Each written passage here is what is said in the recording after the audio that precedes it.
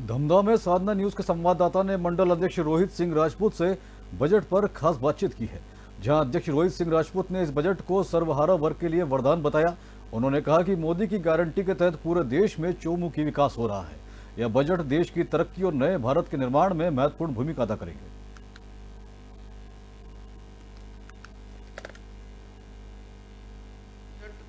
दो ही दिन पहले आया हुआ है। क्या कुछ नया है इस बजट में युवाओं के लिए, महिलाओं के लिए, किसानों के लिए? ऐसे तो एक किसान का एक माना जाने वाला प्रदेश है। किसान हितैषी सरकार भी बैठी हुई है। क्या कुछ नया है इस बजट में हर वर्ग के लिए, ये कुछ जानना चाहेंगे। रोहित जी, आपका स्वागत है इस चैनल पे। और हम आपसे वही जानना चाहते हैं कि बजट 2 ही दिन हुआ है अभी आए। निर्मला सीतारमण जी ने अपना बजट पेश किया है। तीसरी बार नरेंद्र मोदी जी की सरकार है। क्या कुछ नया है, क्या नई सोच है, नया प्रणाली है? देखिए, आज पूरे विश्व में जो सबसे बड़ा लोकतंत्र है हमारा भारतवर्ष, वहाँ तीसरी बार प्रधानमंत्री माननीय नरेंद्र मोदी जी के नेतृत्व में ये लोक कल्याणकारी बजट प्रस्तुत किया गया है। और ये ऐसी एक बजट है जिसका ये कह सकते हैं कि ये हमारे आने वाले भारत के भविष्य के लिए बहुत उपयोगी है और बहुत महत्वपूर्ण है। और जहाँ तक मैं सबसे ज़्यादा तो ये समझता हूँ कि हम छत्तीसगढ़ के निवासी हैं और कृषि जो है हमारा सबसे मूल व्यवसाय भी है और हम उस पर आधारित भी हैं। तो इस पूरे बजट में अगर सबसे ज़्यादा अगर किसी चीज़ पर प्रधानमंत्री जी ने ध्यान दिया है या वित्त मंत्री जी ने ध्यान दिया है तो वो है किसानों के विषय में और कृषि के विषय में। उसका एक बहुत अच्छा आपको मैं वो बताऊं कि अभी मौसम आधारित जो फसलें अभी हमको उसका उत्पादन जो बढ़ाने वाली बातें हैं वो इस बजट में लिया गया है प्रमुखता से। क्योंकि अक्सर ऐसा होता था कि कहीं पर मौसम आधारित कई जगहों पे पठार है, कई जगहों पे मैदान है, कई जगहों पे नदियाँ नाले हैं, तो उनके मौसम के हिसाब से वहाँ पर फसल का उत्पादन करना और वो भी अच्छे बड़े पैमाने पर फसल उत्पादन करना, ये हमारी प्रथम प्राथमिकता रहेगी। किसानों का जहाँ तक सवाल है तो उनके लिए जो उनका लोन है वो संख्या भी उनके लिए उनकी राशि बढ़ा दी गई है। और छत्तीसगढ़ के किसान तो इतने खुशहाल हैं कि आज जब केंद्र सरकार 2300 रुपया एमएसपी कर दिया धान का रेट, उसके बाद हमारे जो सरकार है उसमें मिलकर 3100 रुपये हम अपने किसानों को यहाँ पर दे रहे हैं। तो ये हम सब छत्तीसगढ़ के किसानों के लिए तो एक हमारे लिए हरियाली वाली बात है, बहुत खुशी की बात है कि हम किसानों का एक एक दाना भी हमारा सब खरीदा जा रहा है और सारे अनाज का यहाँ पर अच्छे से अच्छा उत्पादन हो रहा है, होना शुरू भी हो गया है और सरकार इसके लिए वचनबद्ध भी है। आप खुद एक किसान हैं। क्या कुछ देखते थे कि पहले की सरकार और अब की सरकार में किसानों को अब क्या मिल रहा है और पहले क्या मिलता था, या फिर पहले का कुछ छूट जाता था जो सरकार ध्यान नहीं दे पाई, उसका खामियाजा उसको भुगतना पड़ा और यहाँ पे बीजेपी की फिर से शासन आ गई? क्या देखते हैं? देखिए, सबसे बड़ी बात तो ये थी कि जो पिछला शासन चला है कांग्रेस का यहाँ 5 साल, उन्होंने केवल किसानों को लालच दिया है। किसानों के जीवन को आगे बढ़ाने के लिए या उनके जीवन में नया कुछ करने के लिए कोई प्रयास नहीं किया। उन्होंने तो केवल एक बोनस का लालच देकर हमारी छत्तीसगढ़ की जनता को भ्रमित किया था। लेकिन हमारी जो सरकार है ये वचनबद्ध है, ये कटिबद्ध है किसानों के उत्पादन को बढ़ाने के लिए, किसानों के जीवन स्तर को बढ़ाने के लिए, किसानों के बच्चों की शिक्षा दीक्षा से लेकर उन्हें आगे खूब उन्नति और तरक्की हो, इसके लिए प्रयासरत वो हमारी सरकार है। और पिछली बार और इस बार की सरकार में अंतर ये है कि उन्होंने झूठ के सहारे से सरकार बनाई थी और हम लोगों ने जो है अपने कर्म के हिसाब से इस बार सरकार बनाया है और हमारे छत्तीसगढ़ के किसान इससे बहुत खुशहाल भी हैं। बात करते हैं युवा वर्ग में और शिक्षा के क्षेत्र में, क्या कुछ नया पाए हैं आप भी? देखिए, इस बार जो बजट बना है, अगर आप लोगों ने इसको सुना हो या पढ़ा हो, तो पहले तो सिर्फ शिक्षा एक शिक्षित करना या केवल पढ़ाई के लिए होता था, लेकिन अभी का जो शिक्षा है वो जो हमारे युवा हैं उनके अंदर स्किल पैदा करना है कि वो आखिर शिक्षा के बाद अपना कुछ काम कर सकें, उनके अंदर कुछ करने का उनको वो मौका मिले। और इस बार इस निश्चित रूप से हमारी सरकार ने इसके लिए बहुत अच्छा योजना बनाया है। और जहाँ तक शिक्षा का लोन का सवाल है तो वो लोन भी काफ़ी बढ़ा दिया गया है ताकि हमारे जो छोटे अगर मध्यम वर्गीय जो व्यक्ति हैं अपने बच्चों को जो अच्छी या उच्च शिक्षा नहीं दे पाते थे तो वो समस्या उनके लिए नहीं रहेगी कि योग्य और अच्छे जो बालक हैं वो अच्छी बड़ी शिक्षा ग्रहण कर सकते हैं। मध्यम वर्गीय हमेशा बीच का बन जाता है, बीच का बंदर बन जाता है, लेकिन इस समय मध्यम वर्गीय को भी देने का वादा किया था सरकार ने। क्या कुछ उसमें नया है? देखिए, मध्यम वर्गीय जो परिवार है, यहाँ पर मैं सबसे पहले बात करूँगा महिलाओं की।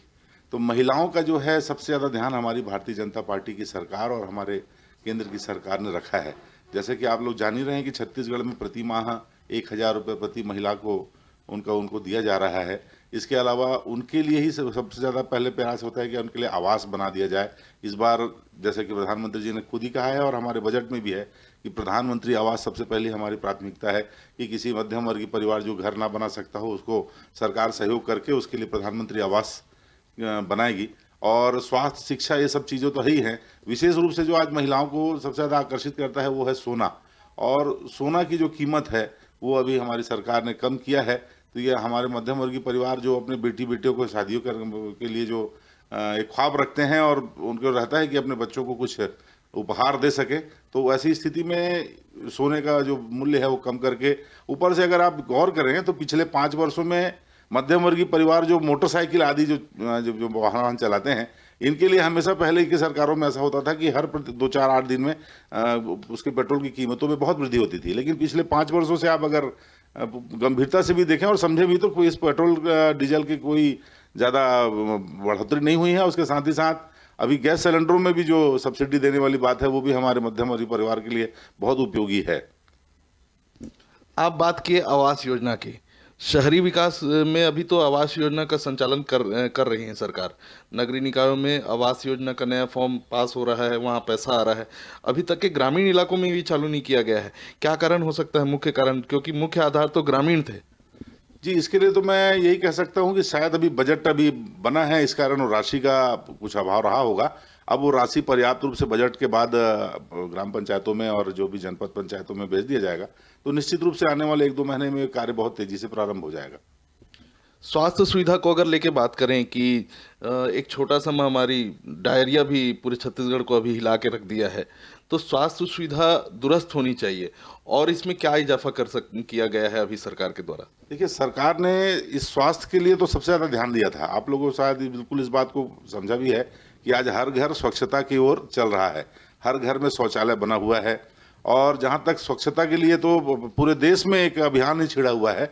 इसके अलावा अभी जो बजट आया है उसमें आपने देखा होगा कि लगभग 100 शहरों में अभी तो ये शुभारंभ किया जा रहा है कि 100 शहरों में एक बड़े बाजार की व्यवस्था की जाएगी जो स्वच्छ हो, जहाँ पर गंदगी किसी प्रकार का कोई गंदगी ना हो, कोई वहाँ पर बीमारी ना फैले। इससे भी हमारे आने वाले भविष्य में हमारे स्वास्थ्य के लिए बहुत लाभदायक होगा। और वैसे भी जो हमारी सरकार है वो युवाओं के लिए तो साथ साथ बुजुर्गों के लिए भी आपने देखा होगा कि अभी उन्होंने 5 लाख रुपए का जो आयुष्मान भारत का जो कार्ड बना हुआ है वो अब सबके लिए बहुत उपयोगी है। पहले गरीब आदमी अपनी इलाज नहीं करा पाता था, लेकिन अभी सरकार ने वो योजना बना दी है कि गरीब आदमी भी बड़े से बड़े बीमारी का इलाज आसानी से करा सकता है। तो हमारी सरकार इसके लिए बहुत कटिबद्ध है और निश्चित रूप से आने वाले समय में हमारे सभी भारतवासियों को इसका पूरा लाभ मिलेगा। छोटे जो लघु व्यापारी होते हैं, जिनको किल्लत होती है छोटे छोटे चीज़ों के लिए पैसे की, उसके लिए कुछ आप जानकारी दे पाएंगे कि क्या इस समय नया हुआ?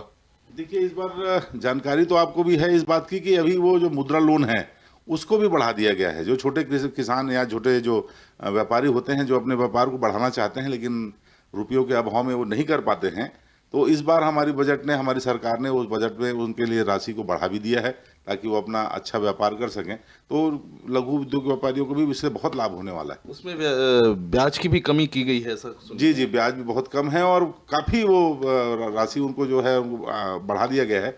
3 लाख का 5 लाख कर दिया गया है, और बड़े है 5 लाख वाले को 10 लाख कर दिया गया है। तो ये लाभ निश्चित रूप से हमारे व्यापारियों को होगा।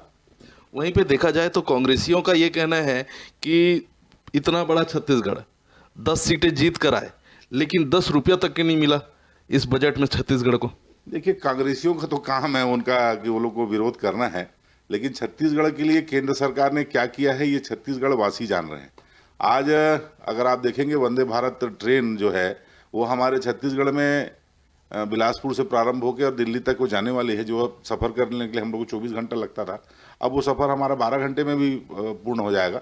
इसके अलावा छत्तीसगढ़ में एम्स का स्थापना, बड़े बड़े कॉलेजेस की स्थापना, बड़े मेडिकल कॉलेज की स्थापना, ये सारा चीज़ हमारे छत्तीसगढ़ में। IIT आप देखेंगे पूरे भारत में सबसे ज़्यादा अगर ध्यान दिया गया तो छत्तीसगढ़ के लिए।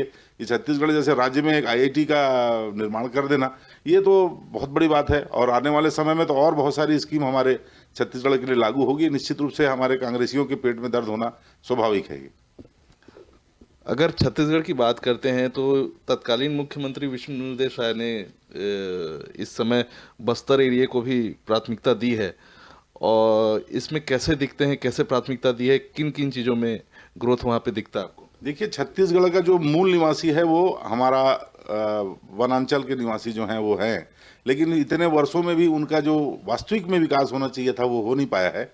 और अभी हमारे माननीय जो मुख्यमंत्री जी हैं बहुत संवेदनशील हैं, बहुत सुलझे हुए समझदार व्यक्ति हैं। वो सबसे पहले ध्यान उन वनवासियों की तरफ दे रहे हैं। उनका जो वहाँ उपज होने जो भी उपज होता है, चाहे वो हर्रा बहरा हो, चाहे महुआ हो, चाहे जो भी हो, तेंदूपत्ता हो, उसका जो एमएसपी बढ़ाकर या उनका जो संग्रहण करके उनको जो लाभ मिलेगा वो हमारे आदिवासी भाइयों के लिए बहुत ज़्यादा फायदेजनक है। उनके लिए आवास, उनके लिए सड़क, उनके लिए पानी, बिजली, अस्पताल, सारी सुविधाएं वो देने का प्रयास कर रहे हैं और निश्चित रूप से बहुत जल्द उसमें वो सफल भी हो जाएंगे।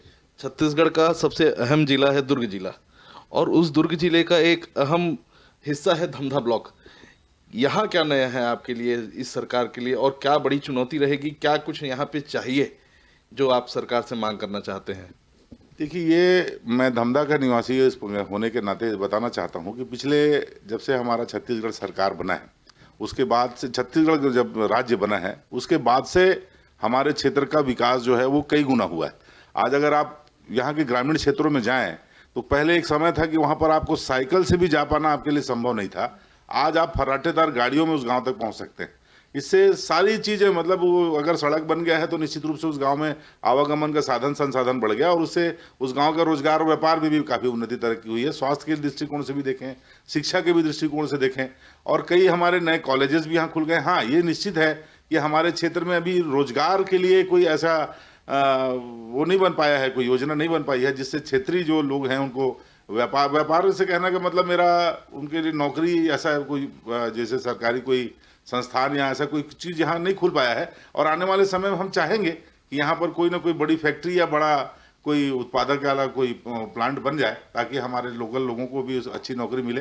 वैसे हम प्रयासरत रहेंगे कि टमाटर प्रोसेसिंग प्लांट, जो एशिया का सबसे ज़्यादा टमाटर उत्पादक क्षेत्र है, वो हमारा धमधा है और ये हमारी बहुत पुरानी मांग भी रही है और हम चाहते हैं कि उसके लिए हमारे किसानों के लिए, हमारे टमाटर उत्पादकों के लिए यहाँ पर बजट पे चर्चा हमारी आज धमधा ब्लॉक के मंडल अध्यक्ष रोहित ठाकुर जी से हुआ और बहुत ही विस्तृत चर्चा हमने की यहाँ पे। आपका बहुत बहुत धन्यवाद। धन्यवाद। नमस्कार, मैं हूँ निकेत ताम्रकार।